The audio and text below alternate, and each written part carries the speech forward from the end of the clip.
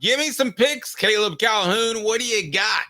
Well, congratulations to college football. After these mega conferences had scheduling imbalances with no top 25 games for weeks, we finally get a slate that's pretty impressive for the second to last week of the year. Yeah, this regular season's been so much better, guys. Okay. So agenda driven. I'm just bringing facts. If facts fit my agenda, that's not my fault. Okay, You're playing a lot of facts that don't fit your agenda, which, for instance, would be the Georgia-Alabama game, the highest viewed television. And also, as a commenter pointed out yesterday, Dave, the Vanderbilt-Alabama game is one of the greatest upsets in football history and is already forgotten because Alabama's going to the playoff anyway. So nobody cares that it happened. It's going in the dustbin of history, and it shouldn't. You're not allowed to comment, by the way, if you dispagree with me. So only comment when I'm just joking. All right, Caleb, what do we got? Picks. All right, so going to do our standard ones first. I am going to say that Indiana and Ohio State, that's the big one everybody's talking about. And Dave, I got a conspiracy theory here, and you can just push me on this, but I think Indiana plus 10.5 at Ohio State and the over 52.5. Tennessee fans don't want to see that, but I got to be honest with you. I think that Ohio State's going to get a big lead, and then they're going to say, you know what? We're going to let them score a lot. No. Let them get into the playoff, the over hits, and then just so Indiana can look good. It's going to happen. It's a 40-point hammering. You can bank on that. Brought to you by Commercial Bank. Who's next? Real quick, also, someone said that Indiana should forfeit on purpose because then they technically lose the game 1-0, and the committee's so stupid and doesn't watch the games. They would think Indiana only lost by 1 to Ohio State. It's insane to say that's not a terrible idea. What's next? All right, so up next is Ole Miss at Florida.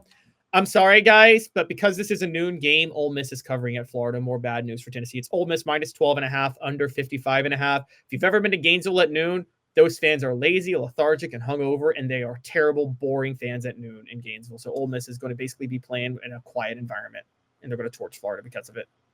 Okay, who's next? Georgia and UMass. Dave's son's school, Georgia covers minus 42, and that's my best cover of the week. Georgia covers minus 42 and take the over 55.5. UMass is I'm going to call my son and when we're done and see if he knows that UMass is actually playing Georgia. He knows who their hockey team's playing day in and day out, but football, it's nothing up there, Caleb. And when I say nothing, I mean nothing. Who's next, Caleb? Oh, I believe you on that. Okay, so up next is for me, I'm going to go with Texas and Kentucky. Texas is going to cover against Kentucky. Texas minus 20, the under 46.5. I wanted to say Kentucky was covering because Texas would look ahead, but I just think Kentucky's quit on the team. Maybe. But I feel better about Stoops pulling it out of the dumpster than some other coaches like Brian Kelly. So I'll take the flip side on that. Who's next, Caleb? All right, a couple boring ones. South Carolina minus 42.5 against Wofford. I actually think they cover and the game hits the under because Wofford just doesn't score.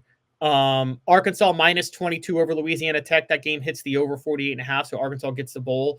Missouri minus 8 at Mississippi State. I think Missouri covers, and that game hits the over 57.5. So those are a few ones. A couple of non-conference ones. Arizona State and BYU. I think Arizona State covers a 3-point spread, and the game hits the under 48.5 because BYU is playing terrible right now. And Army at Notre Dame. I don't think Army wins, but I think Army covers. Army plus 14 and under 45.5 because they just make it a sloppy ball control game. Three more, and then I'll get my best bets in Tennessee, UTEP. Oklahoma and Alabama. Oklahoma's at home. They cover 13.5. They don't win, but they don't lose by 13.5. Take the under 46.5. Texas A&M covers the 2.5-point spread at Auburn, and that game take the under 46.5. LSU covers the 7.5 against Vanderbilt and take the over 53.5. That's because that game is at LSU. Do you disagree with me on any of those? I don't. I'm good with you on those.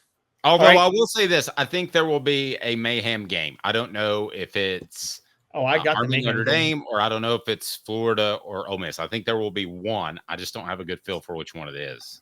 All right, so cop out by Dave. Go ahead.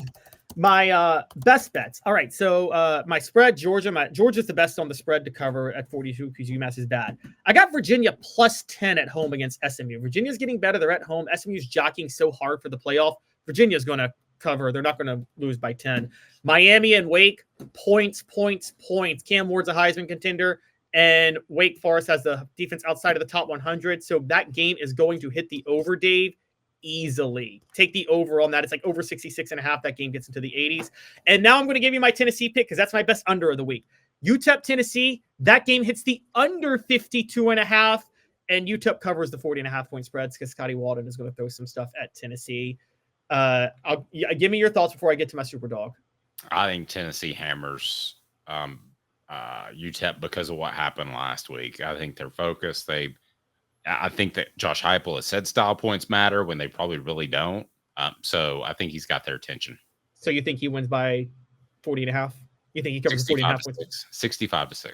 All right. I saw Austin P last year when Scotty Walden was at Austin P, and it was only 30-13. So that's all I'm going to say. Now he's at a better school.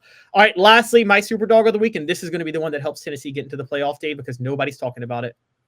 Guys, Minnesota's upsetting Penn State this week. That's my super dog. That would not surprise me. Penn State has another loss in them. I don't have their entire schedule, but I will actually roll with you on that one. Yeah, Penn State's going to Minnesota. Minnesota has been secretly they're 6-4. They're kind of a quiet, dangerous team. And with nobody talking about it, I just think Minnesota pulls this one out.